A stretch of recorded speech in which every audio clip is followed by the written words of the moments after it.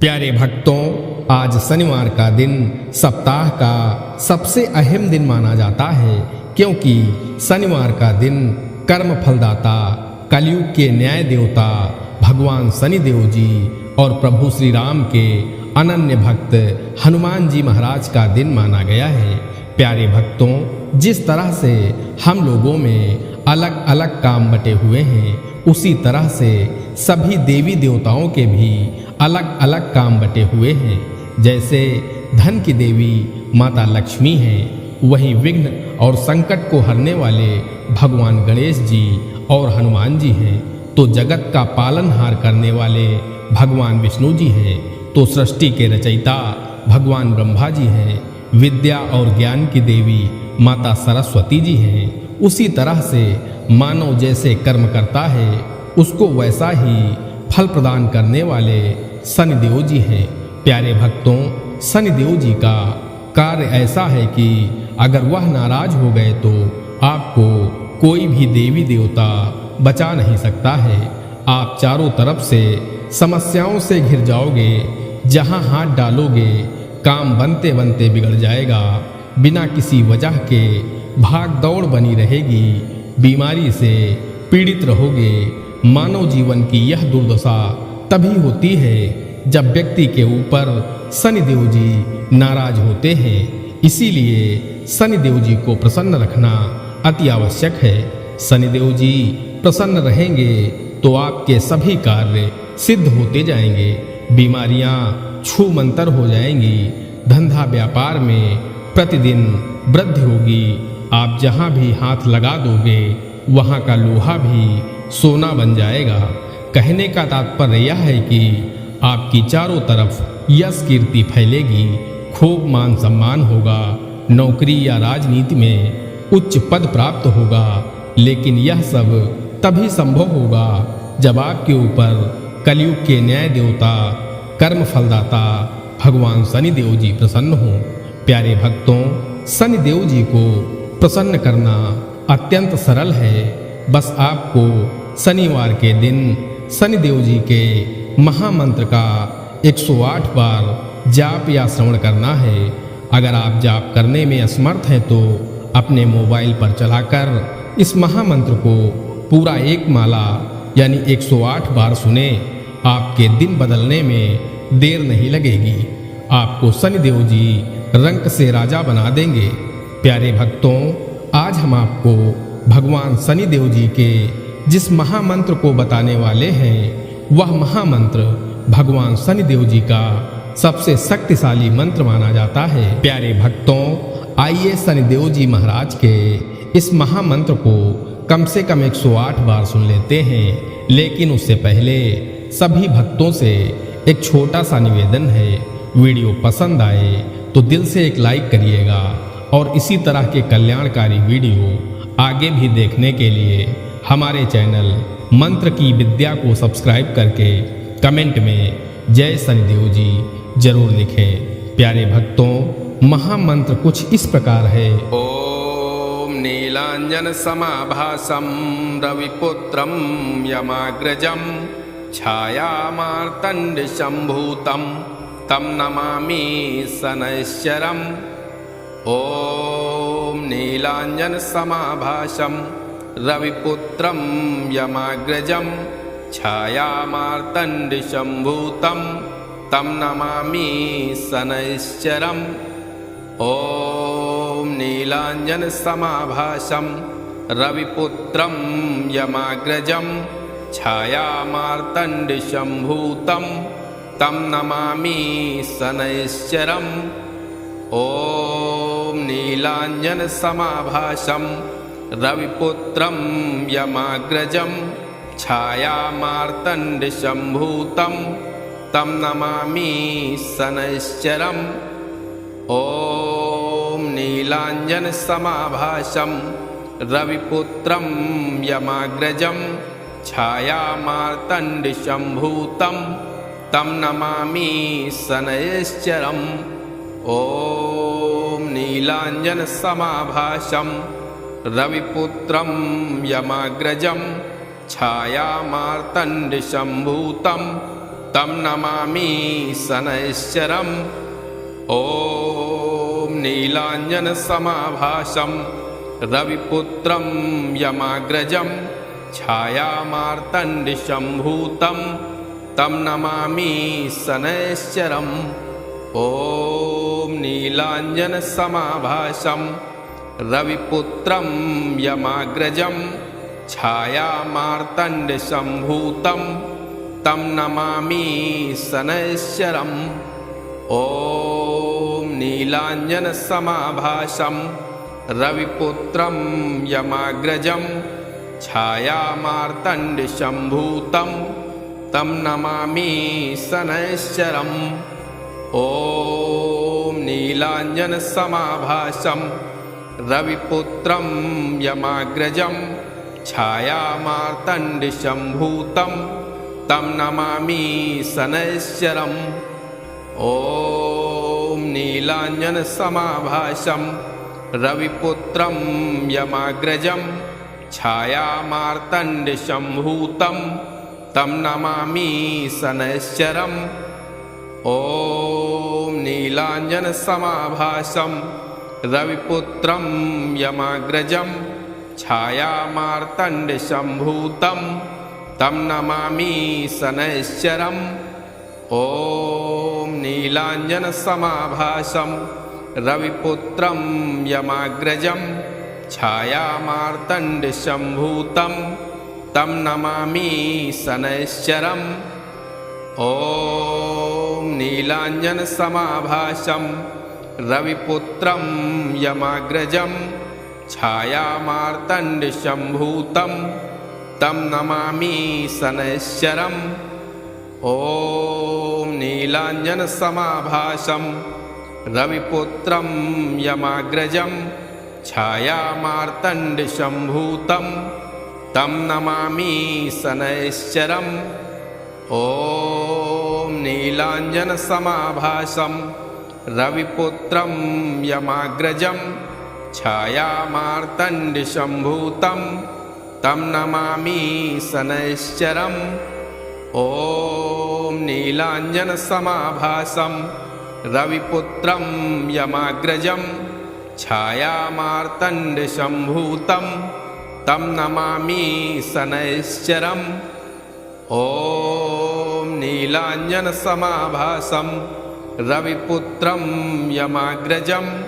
छायामार्तण्डशम्भूतं तं नमामि शनैश्चरम् ॐ नीलाञ्जनसमाभासं रविपुत्रं यमाग्रजं छायामार्तण्डशम्भूतं तं नमामि शनैश्चरम् ॐ नीलाञ्जनसमाभासं रविपुत्रं यमाग्रजं छायामार्तण्डशम्भूतं तं नमामि शनैश्चरम् ॐ नीलाञ्जनसमाभासं रविपुत्रं यमाग्रजं छायामार्तण्डशम्भूतं तं नमामि शनैश्चरम् ॐ नीलाञ्जनसमाभासं रविपुत्रं यमाग्रजं छायामार्तण्डशम्भूतं तं नमामि शनैश्चरम् ॐ नीलाञ्जनसमाभासं रविपुत्रं यमाग्रजं छायामार्तण्डशम्भूतं तं नमामि शनैश्चरम् ॐ नीलाञ्जनसमाभासं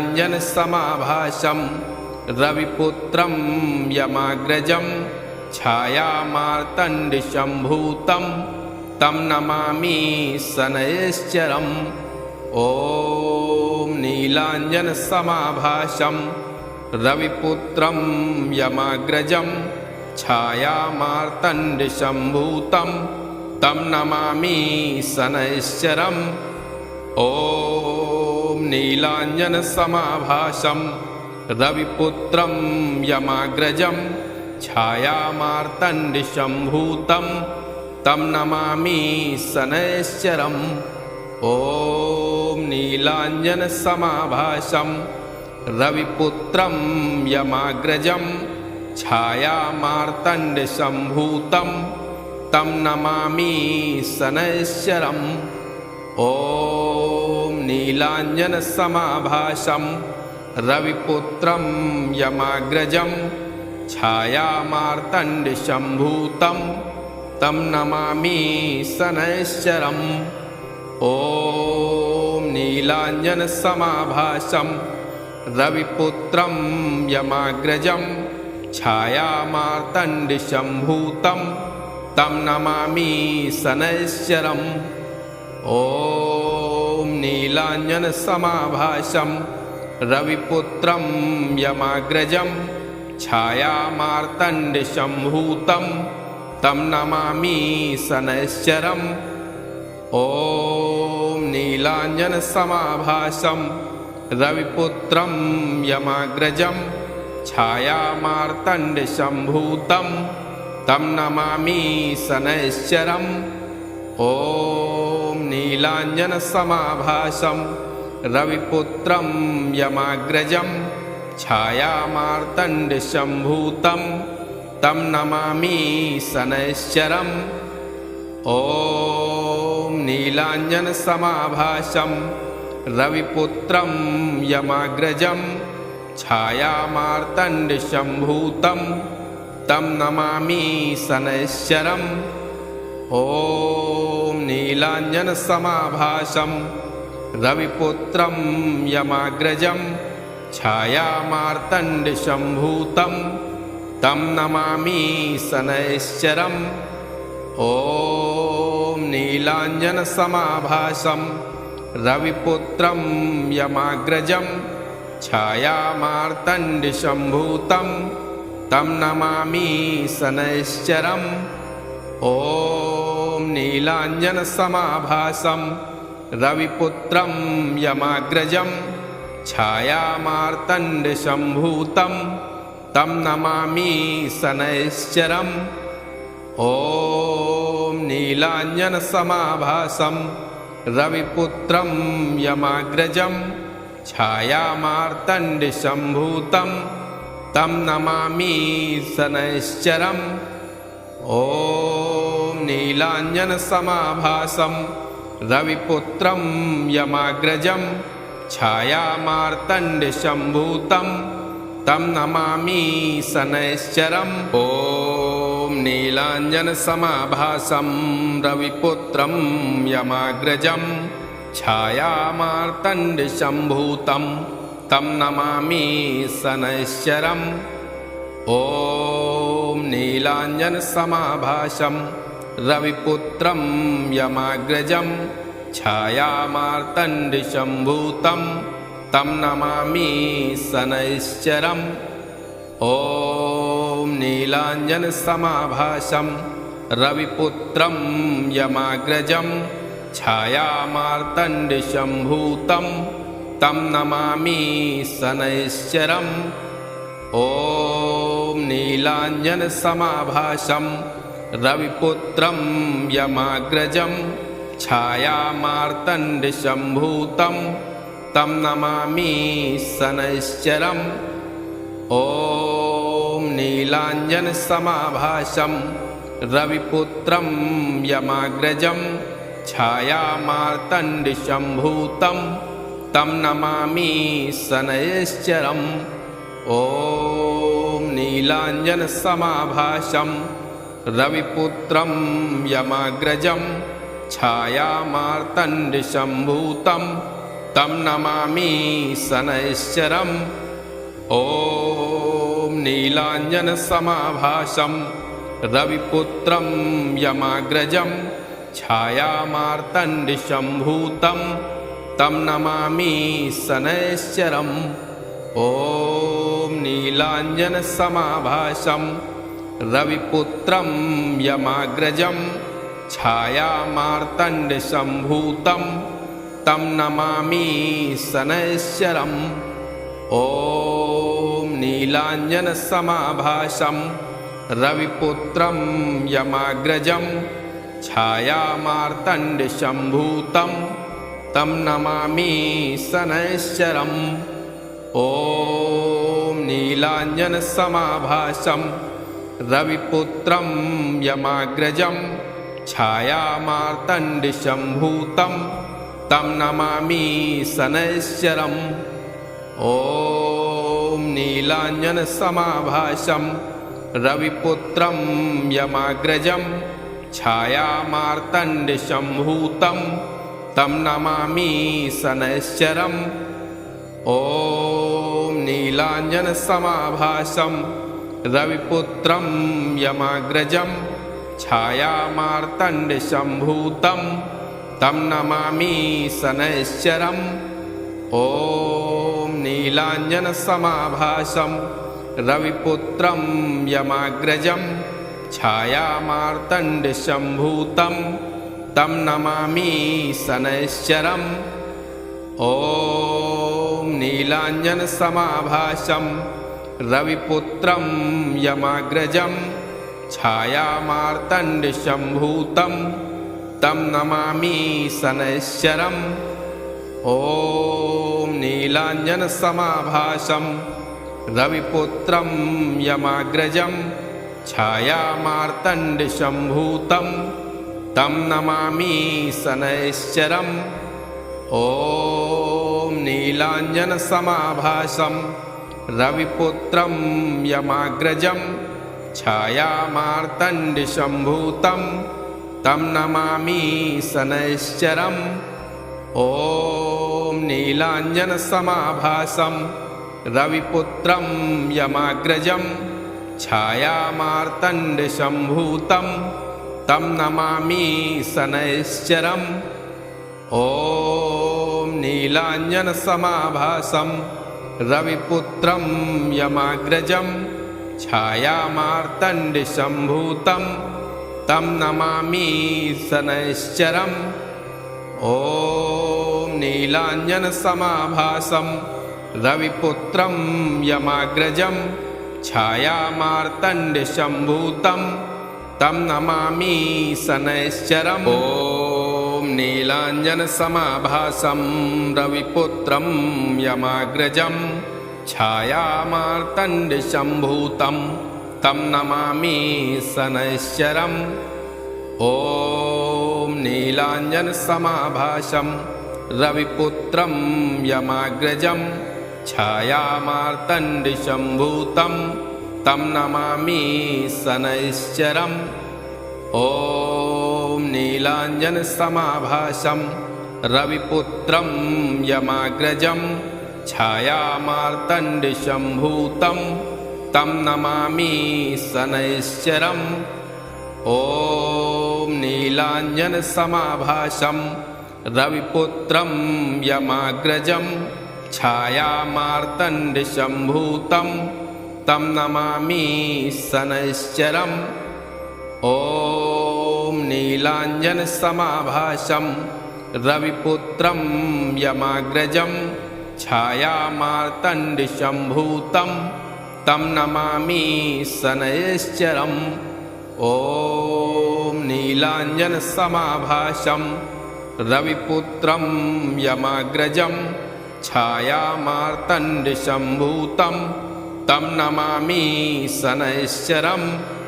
ॐ नीलाञ्जनसमाभासं रविपुत्रं यमाग्रजं छायामार्तण्डशम्भूतं तं नमामि शनैश्चरम्। ॐ नीलाञ्जनसमाभासं रविपुत्रं यमाग्रजं छायामार्तण्डशम्भूतं तं नमामि शनैश्चरम्।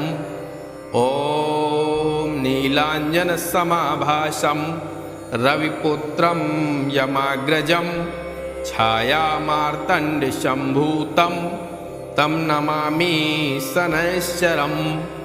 ॐ नीलाञ्जनसमाभासं रविपुत्रं यमाग्रजं छायामार्तण्डशम्भूतं तं नमामि शनैश्चरम्।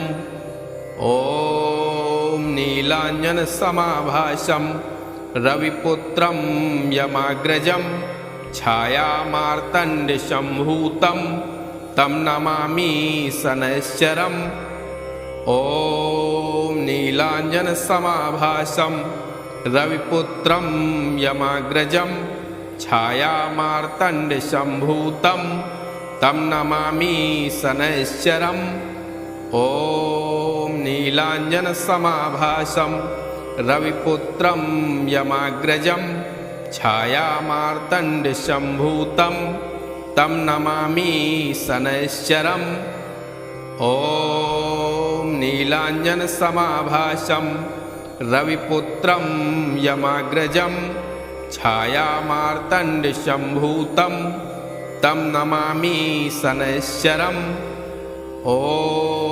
नीलाञ्जनसमाभासं रविपुत्रं यमाग्रजं छायामार्तण्डसम्भूतं तं नमामि शनैश्चरम् ॐ नीलाञ्जनसमाभासं रविपुत्रं यमाग्रजं छायामार्तण्डसम्भूतं तं नमामि शनैश्चरम् ॐ नीलाञ्जनसमाभासं रविपुत्रं यमाग्रजं छायामार्तण्डसम्भूतं तं नमामि शनैश्चरम् ॐ नीलाञ्जनसमाभासं रविपुत्रं यमाग्रजं छायामार्तण्डसम्भूतं तं नमामि शनैश्चरम् ॐ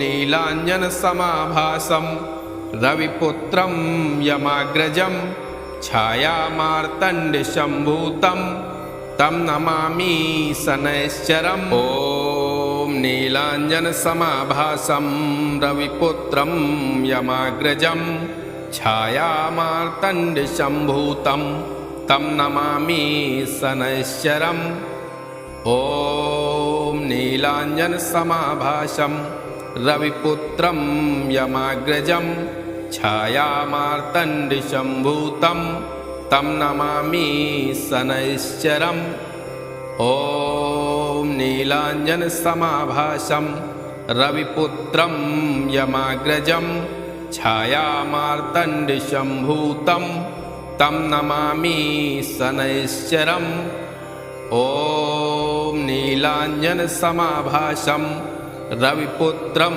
यमाग्रजं छायामार्तण्डसम्भूतं तं नमामि शनैश्चरम् ॐ नीलाञ्जनसमाभासं रविपुत्रं यमाग्रजं छायामार्तण्डसम्भूतं तं नमामि शनैश्चरम् ॐ नीलाञ्जनसमाभासं रविपुत्रं यमाग्रजं छायामार्तण्डसम्भूतं तं नमामि शनैश्चरम् ॐ नीलाञ्जनसमाभासं रविपुत्रं यमाग्रजं छायामार्तण्डसम्भूतं तं नमामि शनैश्चरम् ॐ नीलाञ्जनसमाभासं रविपुत्रं यमाग्रजं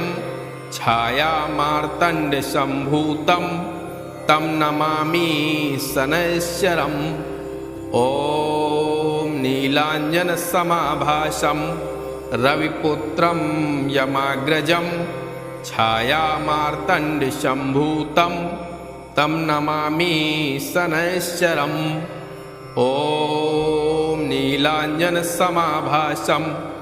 रविपुत्रं यमाग्रजं छायामार्तण्डसम्भूतं तं नमामि शनैश्चरम् ॐ नीलाञ्जनसमाभासं रविपुत्रं यमाग्रजं छायामार्तण्डसम्भूतं तं नमामि शनैश्चरम् ॐ नीलाञ्जनसमाभासं रविपुत्रं यमाग्रजं छायामार्तण्डसम्भूतं तं नमामि शनैश्चरम् ॐ नीलाञ्जनसमाभासं रविपुत्रं यमाग्रजं छायामार्तण्डसम्भूतं तं नमामि शनैश्चरम् ॐ नीलाञ्जनसमाभासं रविपुत्रं यमाग्रजं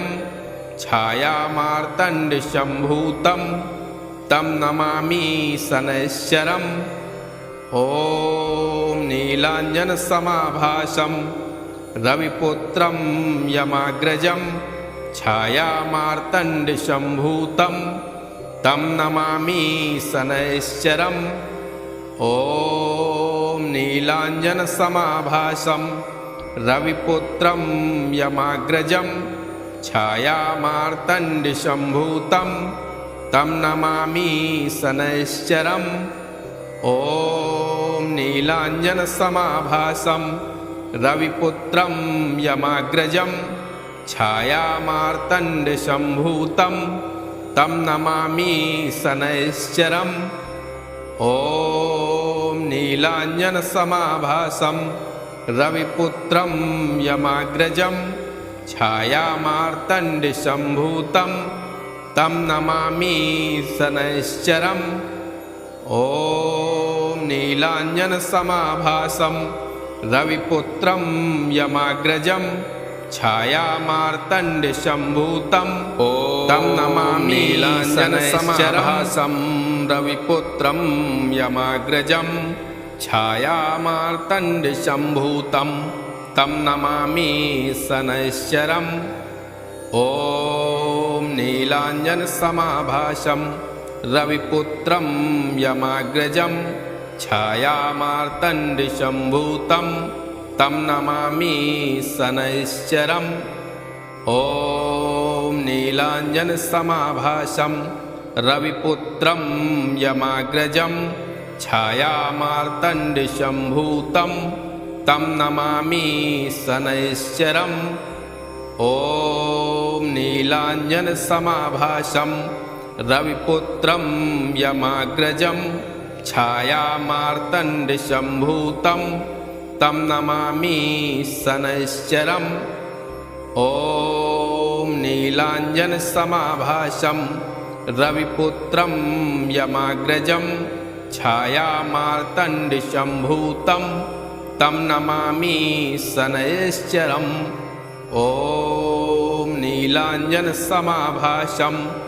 रविपुत्रं यमाग्रजं छायामार्तण्डसम्भूतं तं नमामि शनैश्चरम् ॐ नीलाञ्जनसमाभासं रविपुत्रं यमाग्रजं छायामार्तण्डसम्भूतं तं नमामि शनैश्चरम् ॐ नीलाञ्जनसमाभासं रविपुत्रं यमाग्रजं छायामार्तण्डसम्भूतं तं नमामि शनैश्चरम् ॐ नीलाञ्जनसमाभासं रविपुत्रं यमाग्रजं छायामार्तण्डसम्भूतं तं नमामि शनैश्चरम् ॐ नीलाञ्जनसमाभासं रविपुत्रं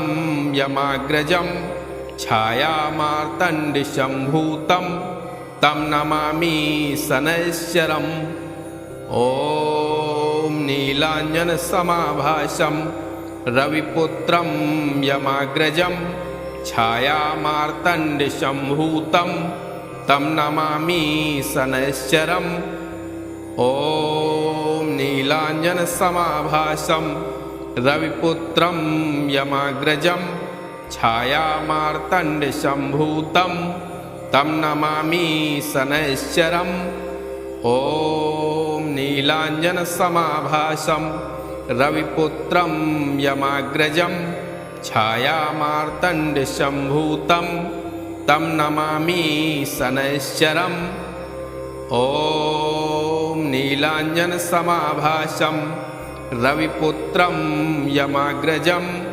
छायामार्तण्डसम्भूतं तं नमामि शनैश्चरम् ॐ नीलाञ्जनसमाभासं रविपुत्रं यमाग्रजं छायामार्तण्डशम्भूतं तं नमामि शनैश्चरम् ॐ नीलाञ्जनसमाभासं रविपुत्रं यमाग्रजं छायामार्तण्डशम्भूतं तं नमामि शनैश्चरम् ॐ नीलाञ्जनसमाभासं रविपुत्रं यमाग्रजं छायामार्तण्डशम्भूतं तं नमामि शनैश्चरम् ॐ नीलाञ्जनसमाभासं रविपुत्रं यमाग्रजं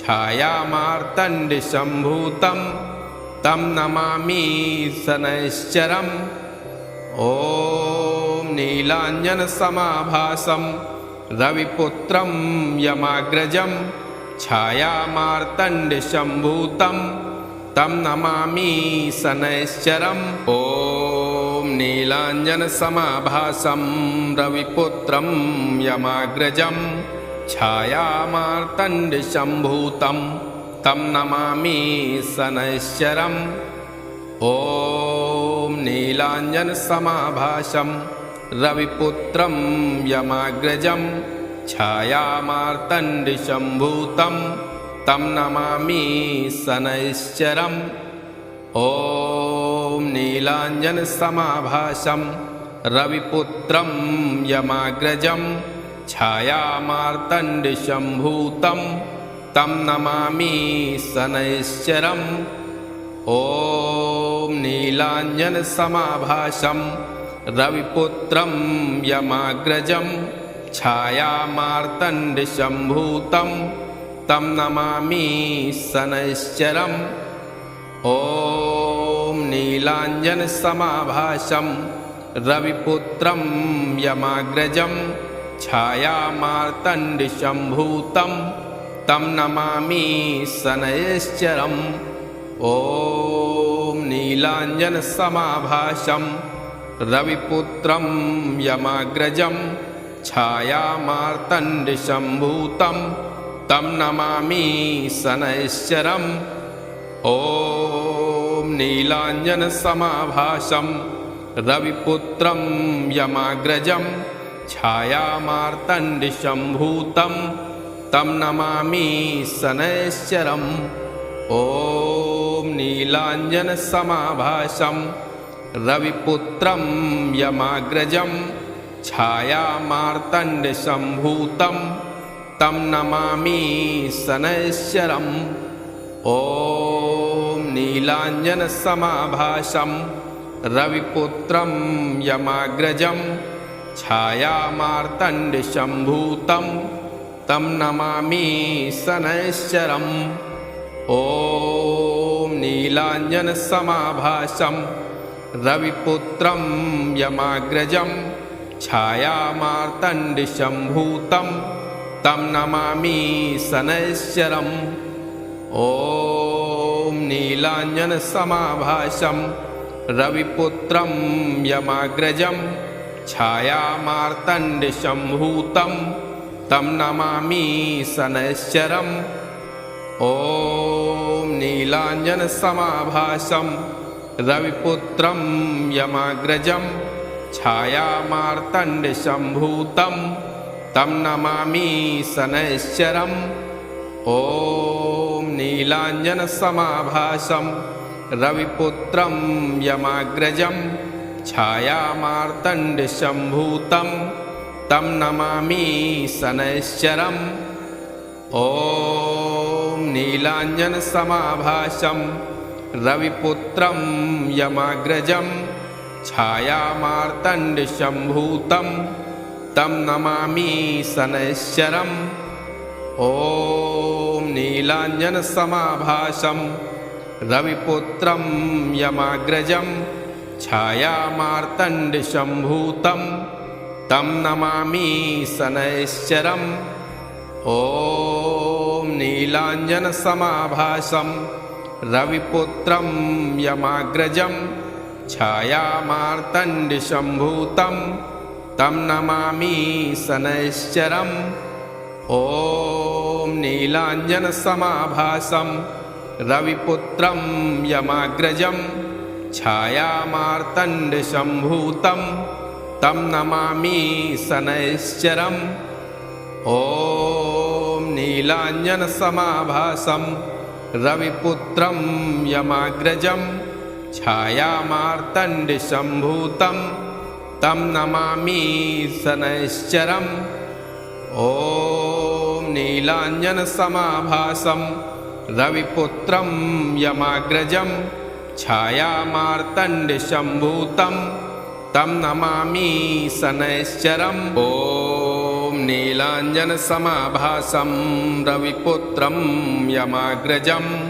छायामार्तण्डसम्भूतं तं नमामि शनैश्चरम् ॐ नीलाञ्जनसमाभासं रविपुत्रं यमाग्रजं छायामार्तण्डसम्भूतं तं नमामि शनैश्चरम् ॐ नीलाञ्जनसमाभासं रविपुत्रं यमाग्रजं छायामार्तण्डसम्भूतं तं नमामि शनैश्चरम् ॐ नीलाञ्जनसमाभासं रविपुत्रं यमाग्रजं छायामार्तण्डसम्भूतं तं नमामि शनैश्चरम् ॐ नीलाञ्जनसमाभासं रविपुत्रं यमाग्रजं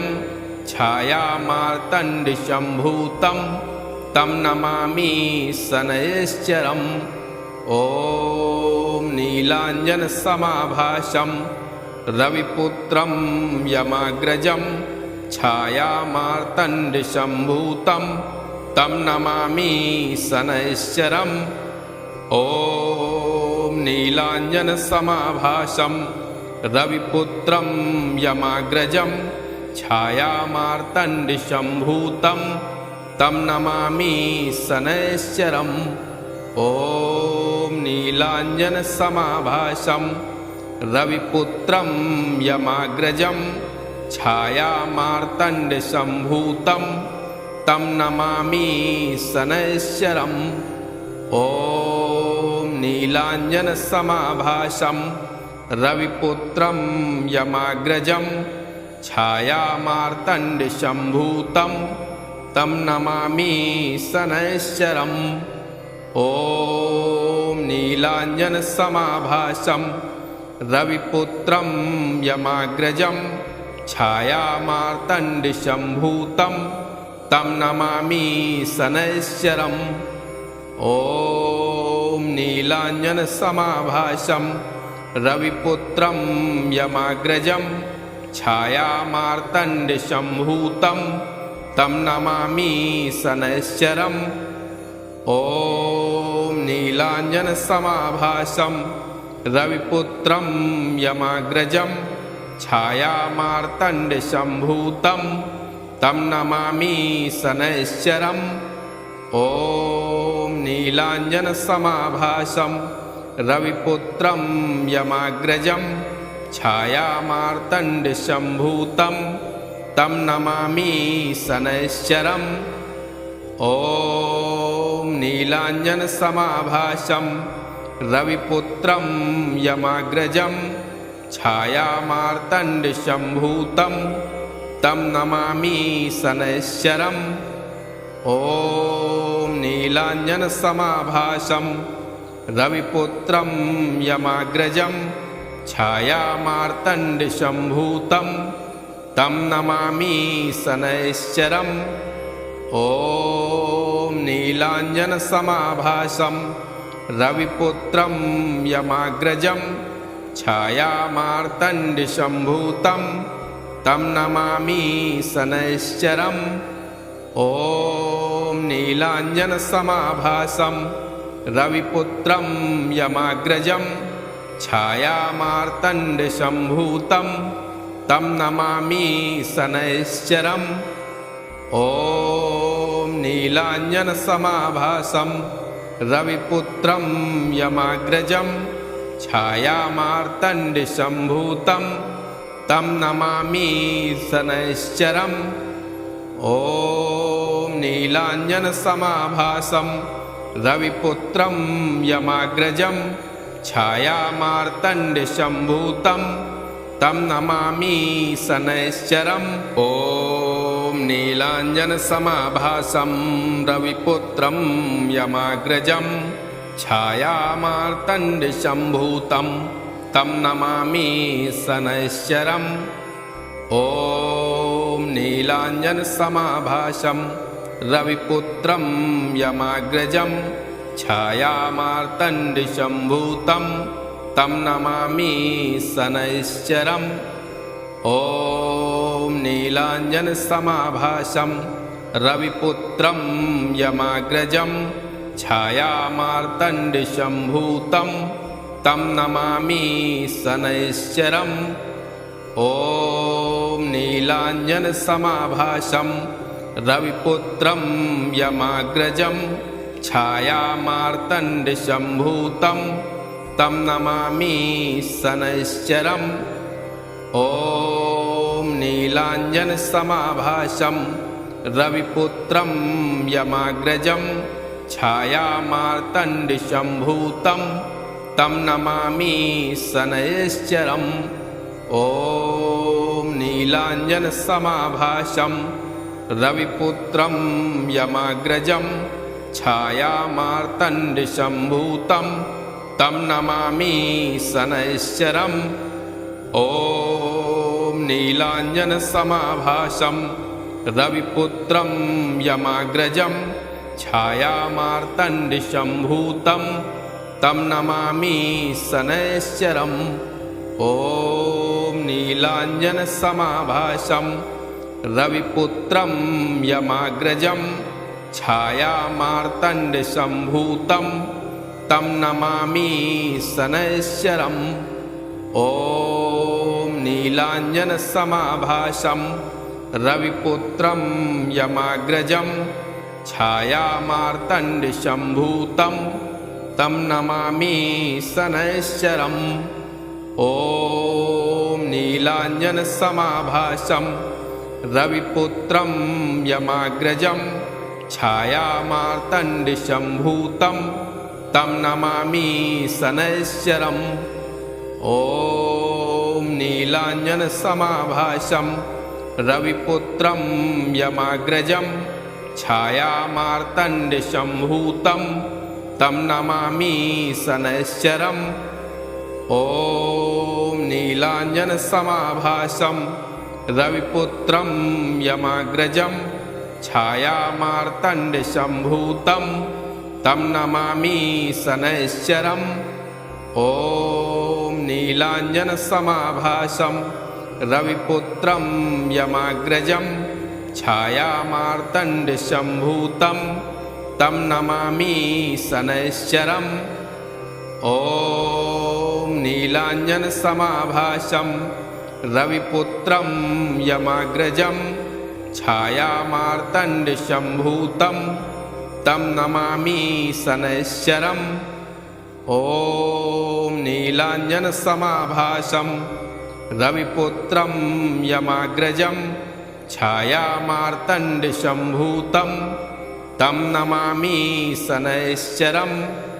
ॐ नीलाञ्जनसमाभासं रविपुत्रं यमाग्रजं छायामार्तण्डशम्भूतं तं नमामि शनैश्चरम्। ॐ नीलाञ्जनसमाभासं रविपुत्रं यमाग्रजं छायामार्तण्डशम्भूतं तं नमामि शनैश्चरम्। ॐ नीलाञ्जनसमाभासं रविपुत्रं यमाग्रजं छायामार्तण्डशम्भूतं तं नमामि शनैश्चरम्। ॐ नीलाञ्जनसमाभासं रविपुत्रं यमाग्रजं छायामार्तण्डशम्भूतं तं नमामि शनैश्चरम्। ॐ नीलाञ्जनसमाभासं रविपुत्रं यमाग्रजं छायामार्तण्डशम्भूतं तं नमामि शनैश्चरम्। ॐ ॐ नीलाञ्जनसमाभासं रविपुत्रं यमाग्रजं छायामार्तण्डशम्भूतं तं नमामि शनैश्चरम् ॐ नीलाञ्जनसमाभासं रविपुत्रं यमाग्रजं छायामार्तण्डशम्भूतं तं नमामि शनैश्चरम् ॐ नीलाञ्जनसमाभासं रविपुत्रं यमाग्रजं छायामार्तण्डशम्भूतं तं नमामि शनैश्चरम् ॐ नीलाञ्जनसमाभासं रविपुत्रं यमाग्रजं छायामार्तण्डशम्भूतं तं नमामि शनैश्चरम् ॐ नीलाञ्जनसमाभासं रविपुत्रं यमाग्रजं छायामार्तण्डशम्भूतं तं नमामि शनैश्चरम् ॐ नीलाञ्जनसमाभासं रविपुत्रं यमाग्रजं छायामार्तण्डशम्भूतं तं नमामि शनैश्चरम् ॐ नीलाञ्जनसमाभासं रविपुत्रं यमाग्रजं छायामार्तण्डशम्भूतं तं नमामि शनैश्चरम् ॐ नीलाञ्जनसमाभासं रविपुत्रं यमाग्रजं छायामार्तण्डशम्भूतं तं नमामि शनैश्चरम् ॐ नीलाञ्जनसमाभासं रविपुत्रं यमाग्रजं छायामार्तण्डशम्भूतं तं नमामि शनैश्चरम् ॐ नीलाञ्जनसमाभासं रविपुत्रं यमाग्रजं छायामार्तण्डशम्भूतं तं नमामि शनैश्चरम् ॐ नीलाञ्जनसमाभासं रविपुत्रं यमाग्रजं छायामार्तण्डशम्भूतं तं नमामि शनैश्चरम् ॐ नीलाञ्जनसमाभासं रविपुत्रं यमाग्रजं छायामार्तण्डशम्भूतं तं नमामि शनैश्चरम् ॐ नीलाञ्जनसमाभासं रविपुत्रं यमाग्रजं छायामार्तण्डशम्भूतं तं नमामि शनैश्चरम् ॐ नीलाञ्जनसमाभासं रविपुत्रं यमाग्रजं छायामार्तण्डशम्भूतं तं नमामि शनैश्चरम् ॐ नीलाञ्जनसमाभासं रविपुत्रं यमाग्रजं छायामार्तण्डशम्भूतं तं नमामि शनैश्चरम् ॐ नीलाञ्जनसमाभासं रविपुत्रं यमाग्रजं छायामार्तण्डशम्भूतं तं नमामि शनैश्चरम् ॐ नीलाञ्जनसमाभासं रविपुत्रं यमाग्रजं छायामार्तण्डशम्भूतं तं नमामि शनैश्चरम् ॐ नीलाञ्जनसमाभासं रविपुत्रं यमाग्रजं छायामार्तण्डशम्भूतं तं नमामि शनैश्चरम् ॐ नीलाञ्जनसमाभासं रविपुत्रं यमाग्रजं छायामार्तण्डशम्भूतं तं नमामि शनैश्चरम् ॐ नीलाञ्जनसमाभासं रविपुत्रं यमाग्रजं छायामार्तण्डशम्भूतं तं नमामि शनैश्चरम् ॐ नीलाञ्जनसमाभासं रविपुत्रं यमाग्रजं छायामार्तण्डशम्भूतं तं नमामि शनैश्चरम् ॐ नीलाञ्जनसमाभासं रविपुत्रं यमाग्रजं छायामार्तण्डसम्भूतं तं नमामि शनैश्चरम् ॐ नीलाञ्जनसमाभासं रविपुत्रं यमाग्रजं छायामार्तण्डसम्भूतं तं नमामि शनैश्चरम् ॐ नीलाञ्जनसमाभासं रविपुत्रं यमाग्रजं छायामार्तण्डसम्भूतं तं नमामि शनैश्चरम् ॐ नीलाञ्जनसमाभासं रविपुत्रं यमाग्रजं छायामार्तण्डसम्भूतं तं नमामि शनैश्चरम् ॐ नीलाञ्जनसमाभासं रविपुत्रं यमाग्रजं छायामार्तण्डसम्भूतं तं नमामि शनैश्चरम् ॐ नीलाञ्जनसमाभासं रविपुत्रं यमाग्रजं छायामार्तण्डसम्भूतं तं नमामि शनैश्चरम् ॐ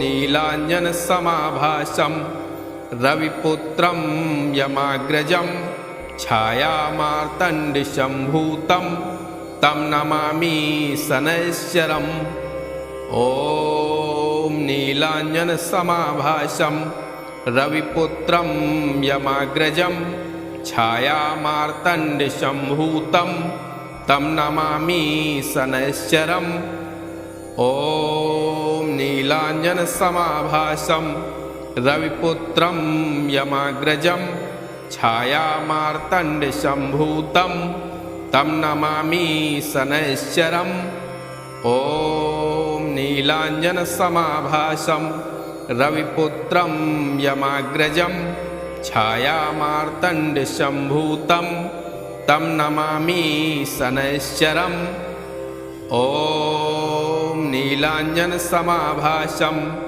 रविपुत्रं यमाग्रजं छायामार्तण्डसम्भूतं तं नमामि शनैश्चरम् ॐ नीलाञ्जनसमाभासं रविपुत्रं यमाग्रजं छायामार्तण्डसम्भूतं तं नमामि शनैश्चरम् ॐ नीलाञ्जनसमाभासं रविपुत्रं यमाग्रजं छायामार्तण्डसम्भूतं तं नमामि शनैश्चरम् ॐ नीलाञ्जनसमाभासं रविपुत्रं यमाग्रजं छायामार्तण्डसम्भूतं तं नमामि शनैश्चरम् ॐ नीलाञ्जनसमाभासं रविपुत्रं यमाग्रजं छायामार्तण्डसम्भूतं तं नमामि शनैश्चरम् ॐ नीलाञ्जनसमाभासं रविपुत्रं यमाग्रजं छायामार्तण्डसम्भूतं तं नमामि शनैश्चरम् ॐ नीलाञ्जनसमाभासं रविपुत्रं यमाग्रजं छायामार्तण्डसम्भूतं तं नमामि शनैश्चरम् ॐ नीलाञ्जनसमाभासं रविपुत्रं यमाग्रजं छायामार्तण्डसम्भूतं तं नमामि शनैश्चरम् ॐ नीलाञ्जनसमाभासं रविपुत्रं यमाग्रजं छायामार्तण्डसम्भूतं तं नमामि शनैश्चरम् ॐ नीलाञ्जनसमाभासं रविपुत्रं यमाग्रजं छायामार्तण्डसम्भूतं तं नमामि शनैश्चरम् ॐ नीलाञ्जनसमाभासं रविपुत्रं यमाग्रजं छायामार्तण्डशम्भूतं तं नमामि शनैश्चरम्। ॐ नीलाञ्जनसमाभासं रविपुत्रं यमाग्रजं छायामार्तण्डशम्भूतं तं नमामि शनैश्चरम्। ॐ नीलाञ्जनसमाभासं रविपुत्रं यमाग्रजं छायामार्तण्डशम्भूतं तं नमामि शनैश्चरम्। ॐ नीलाञ्जनसमाभासं रविपुत्रं यमाग्रजं छायामार्तण्डशम्भूतं तं नमामि शनैश्चरम्। ॐ नीलाञ्जनसमाभासं रविपुत्रं यमाग्रजं छायामार्तण्डशम्भूतं तं नमामि शनैश्चरम्। ॐ नीलाञ्जनसमाभासं रविपुत्रं यमाग्रजं छायामार्तण्डशम्भूतं तं नमामि शनैश्चरम्। ॐ नीलाञ्जनसमाभासं रविपुत्रं यमाग्रजं छायामार्तण्डशम्भूतं तं नमामि शनैश्चरम्। ॐ नीलाञ्जनसमाभासं रविपुत्रं यमाग्रजं छायामार्तण्डशम्भूतं तं नमामि शनैश्चरम्। ॐ नीलाञ्जनसमाभासं रविपुत्रं यमाग्रजं छायामार्तण्डशम्भूतं तं नमामि शनैश्चरम्। ॐ नीलाञ्जनसमाभासं रविपुत्रं यमाग्रजं छायामार्तण्डशम्भूतं तं नमामि शनैश्चरम्। ॐ नीलाञ्जनसमाभासं रविपुत्रं यमाग्रजं छायामार्तण्डशम्भूतं तं नमामि शनैश्चरम्। ॐ नीलाञ्जनसमाभासं रविपुत्रं यमाग्रजं छायामार्तण्डशम्भूतं तं नमामि शनैश्चरम्। ॐ नीलाञ्जनसमाभासं रविपुत्रं यमाग्रजं छायामार्तण्डशम्भूतं तं नमामि शनैश्चरम्। ॐ नीलाञ्जनसमाभासं रविपुत्रं यमाग्रजं छायामार्तण्डशम्भूतं तं नमामि शनैश्चरम्। ॐ नीलाञ्जनसमाभासं रविपुत्रं यमाग्रजं छायामार्तण्डशम्भूतं तं नमामि शनैश्चरम्। ॐ नीलाञ्जनसमाभासं रविपुत्रं यमाग्रजं छायामार्तण्डशम्भूतं तं नमामि शनैश्चरम्। ॐ नीलाञ्जनसमाभासं रविपुत्रं यमाग्रजं छायामार्तण्डशम्भूतं तं नमामि शनैश्चरम्। ॐ नीलाञ्जनसमाभासं रविपुत्रं यमाग्रजं छायामार्तण्डशम्भूतं तं नमामि शनैश्चरम्। ॐ नीलाञ्जनसमाभासं रविपुत्रं यमाग्रजं छायामार्तण्डशम्भूतं तं नमामि शनैश्चरम्। ॐ नीलाञ्जनसमाभासं रविपुत्रं यमाग्रजं छायामार्तण्डशम्भूतं तं नमामि शनैश्चरम्। ॐ नीलाञ्जनसमाभासं रविपुत्रं यमाग्रजं छायामार्तण्डशम्भूतं तं नमामि शनैश्चरम्। ॐ नीलाञ्जनसमाभासं रविपुत्रं यमाग्रजं छायामार्तण्डशम्भूतं तं नमामि शनैश्चरम् ॐ नीलाञ्जनसमाभासं